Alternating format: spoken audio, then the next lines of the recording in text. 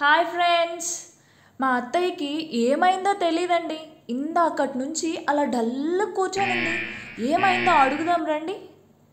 ఏమైంది అత్తయ్య, అలా కూర్చొని ఉన్నారు? చేశానంటావేంటి? నువ్వేం చేసావో చెప్పి తగలడు ఒకసారి. అది ఫ్రెండ్స్, ఇందాక ఏమైందో మీరు కూడా ఒకసారి చూడండి, ఓకేనా? Let's go. ఇంకో కోడలి పిల్ల, నేను అలా బయటకు వెళ్ళొస్తాను. నువ్వు పాలు గిన్నెలో పోసి స్టవ్ సిమ్లో పెట్టు, సరేనా? సరే అత్తయ్య. అవును, పాలు సిమ్లో పెట్టమనింది. సిమ్ 1లో పెట్టాలా, సిమ్ 2లో పెట్టాలా అడిగేస్తే పోలా?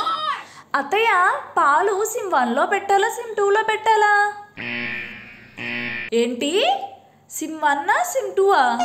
పోనీ ఓ పని చేయవే, పాలన్నీ తెచ్చి ఫోన్లో పోయి మొత్తం వాళ్ళ అమ్మ దగ్గరకు పోతాయి, పీడ పోతుంది. సో అది ఫ్రెండ్స్ జరిగింది. అప్పటి నుంచి మా అత్తయ్య అలా ఉంది.